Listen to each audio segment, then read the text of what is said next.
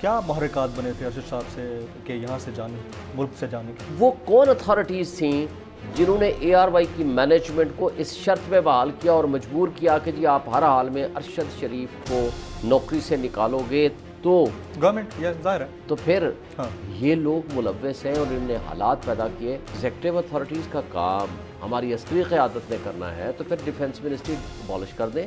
क्या महरक़ात बने थे अरशद साहब से कि यहाँ से जाने, मुल्क से जाने के? देखिए, पहला तो मैं एक कमेंट करना चाहूँगा आपके सवाल पे आने से पहले कि इमरान अगर ख़िताब किया है तो न्याजी साहब जो फरमा रहे हैं, तो क्या अस्करी क़यादत आके वो जवाब देगी?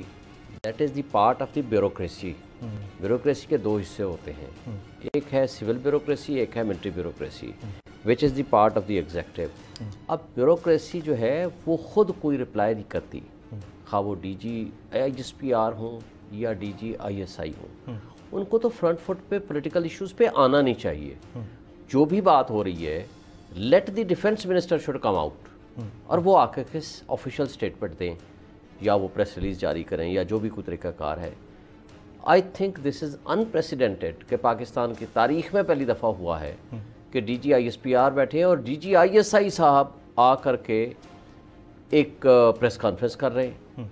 मेरा ख्याल मैंने तो अपने जर्नलिस्टिक करियर में पहली दफ़ा देखा। मैंने भी नहीं देखा। ये नामुनासिब भी है, अनप्रेसिडेंटेड भी है और ये नहीं होना चाहिए था। क्या पता हालात की संगीनी ऐसी हो कि उनको बैठना पड़ गया हो।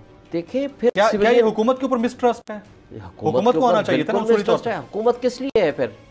देखिए, अगर एग्जेक्टिव अथॉरिटीज़ का काम हमारी अस्करी क़यादत ने करना है तो फिर डिफेंस मिनिस्ट्री अबॉलिश कर दें और डिफेंस मिनिस्ट्री का काम अपने ज़िम्मे ले लें, कॉन्स्टिट्यूशन को अमेंड कर दें। कॉन्स्टिट्यूशन में के मुताबिक कोई भी पॉलिसी स्टेटमेंट वो देगी फेडरल गवर्नमेंट, ये it is a part of the federal government. और इन्होंने अगर कोई अस्करी इश्यूज़ के मुताल्लिक कोई वो भी स्टेटमेंट देते हैं ISPR के DG, ठीक है, हम भी बर्दाश्त कर लेते हैं, लोग भी सुन लेते हैं, चलें ठीक है जी, प्रेस नोट जारी कर दिया उन्होंने। लेकिन प्रेस कॉन्फ्रेंस एक पॉलिटिकल इशू पे, एक मुल्क की सलामती के इशू पे और इन जो इंटरनल इश्यूज़ हैं इनके ऊपर करना, मैं समझता हूँ कि ये नामुनासिब भी था, मुल्क के लिए बेहतर भी नहीं है, अनप्रेसिडेंटेड भी है और मौजूदा हुकूमत के ऊपर मिसट्रस्ट भी है। और इससे एक चीज़ का तासुर मिलता है कि इसका मतलब है कि मौजूदा गवर्नमेंट सिर्फ डमी दिखाने के लिए बिठाई हुई है, असल पावर इसका मतलब है हमारी एस्टेब्लिशमेंट के पास है। इसके बाद में आप आगे अरशद शरीफ साहब के क्वेश्चन क्यों गए वो यहाँ से? देखिए, 15 FIR कटी उनके खिलाफ और सिर्फ FIR नहीं कटी, जिस तरह जिस अंदाज में, दो बातें बड़ी अहम है। जिन हालात में उसको निकलना पड़ा उसी तरह के हालात में पहले साबिर शाकिर यहाँ से भाग के गए हुए थे, उसके साथ आप अपना केस जोड़ लें, किस तरह आपको गिरफ्तार करके आपके ऊपर तशद्दुद किया गया। गिरफ्तार से पहले अब्डक्ट हुआ हूँ मैं, पहले अब्डक्शन हुई, फिर गिरफ्तारी हुई, इन द मीनवाइल आपके ऊपर तशद्दुद हुआ। अब आप रीसेंट माजी में देख लें, बल्कि रिसेंटली देख लें, साले साहब का मैं जब उनकी तस्वीर देख रहा था कि जैसे आपको याद होगा कि तालिबान जब बंदू को गिरफ्तार करने थे और उनको मर्डर करने से पहले उनके गले में इस तरह पट्टा सा लटकाते थे, उनके नाम लिखते थे और उनकी स्टेटमेंट उनकी करा के उसके बाद उनको कत्ल करते थे, वो उनके साथ बिहेव कर रहे हैं। उससे पहले सिटिंग MNA, उससे पहले आजम सवाती साहब की स्टेटमेंट मैंने सुन रहा था और देख रहा था, उनको नंगा करके आप तशद्दुद कर रहे हो।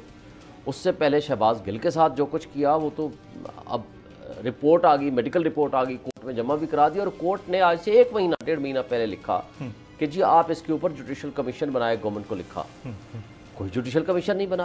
उन्होंने कहा हाई कोर्ट के कोई रिटायर्ड जस्टिस की सरबराही में कमीशन बनाए जो इसके तशद्दुद के ऊपर की जाने वाली जो है वो तशद्दुद को डिग आउट करे। जब आपने ऐसा माहौल क्रिएट करा, इमरान रियाज के साथ उन्होंने क्या किया और अयाज अमीर के साथ क्या किया। मैंने खुद, ये कोई जून की बात है, एक रिजीम चेंज के ऊपर सेमिनार किया था और वहाँ जो मुकर्रीन आए थे उन सब के साथ इस तरह का सलूक हुआ। देखें, बात यह है कि अगर आप ऐसा माहौल क्रिएट कर देंगे कि जिसमें जब चाहे बग़ैर पूछे, ये तो अतरमज़ अल्लाह साहब आए और उन्होंने आकर के, हालांकि कराची बेंच के फैसले के बावजूद ARY को और बोल को बंद रखा गया काफ़ी दिनों तक। फिर अतरमज़ अल्लाह साहब जब आए उन्होंने टाइम पाउंड किया कि जी इतनी देर में अगर नहीं करेंगे तो पैमरा का चेयरमैन भी आए, सेक्रेटरी इन्फॉर्मेशन भी आए, पर्सनल कैपेसिटी पेश हो, तो फिर हम देखते हैं कि कैसे कंटेम्प्ट ऑफ कोर्ट की प्रोसीजर करते हैं, फिर जाकर इन्होंने बहाल किया। देखें, जो आपने माहौल क्रिएट कर दिया था कि आप सिर्फ गिरफ्तार नहीं करते थे, उसके साथ आप तशद्दुद करते थे और उसके साथ उनको आप नंगा करते थे और लाइफ थ्रेट भी था। तो जब ये हालात क्रिएट कर देंगे तो फिर अब इससे भी आप आगे चलते हैं। वो बाहर बैठ के भी ARY के साथ तो कनेक्टेड था।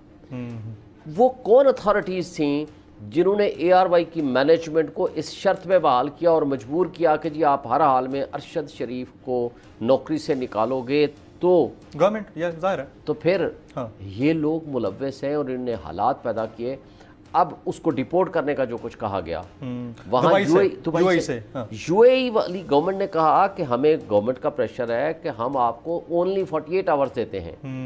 48 आवर्स में आप निकल गए ठीक, नहीं तो हम आपको डिपोर्ट कर देंगे। मजबूरी थी कीनिया, अब उनके सामने वही आया, उधर निकल जो आया उधर निकल के। और साथ उन्होंने UK गवर्नमेंट को भी अप्रोच किया, वो भी नहीं हो सका। उन्होंने कहा अपने मुल्क में जाइए, अपने मुल्क से आप जाकर के अप्लाई कीजिए। और उसने यहाँ बेल बिफोर अरेस्ट की अप्लाई भी कर रखा था, शायद मेरी इन्फॉर्मेशन मुताबिक 27 तारीख को डेट भी फिक्स थी। He was pressurized. लेकिन जो हालात पैदा कर दिए गए, जो घुटन का माहौल क्रिएट कर दिया गया, जिस तरह आज़ादी सहाफत का गला घुटा गया, तो माहौल मजबूर करके उसको क्रिएट किया गया जिससे वो मुल्क से बाहर भाग। अगर आपको ये वीडियो पसंद आई हो तो सब्सक्राइब कीजिए और बेल आइकन जरूर हिट कीजिएगा। मैं आज आपके सामने लॉन्ग मार्च का ऐलान कर रहा हूं। जुमे को मैं लीड करूंगा उसको। कप्तान का हकीकी आजादी मार्च। उन्होंने कंटेनर रखे तो हटा दोगे। दिन हो या रात, वो न्यूज 24 घंटे रहेगा साथ। सबसे बड़ी टीम, सबसे मोतबर पैनलिस्ट के साथ, सबसे बड़ी कवरेज। देखिए पाकिस्तान की सबसे बड़ी नशरियात सिर्फ बोल न्यूज पर। सब्सक्राइब करें और बेल दबाएं ताकि कोई खबर रह न जाए।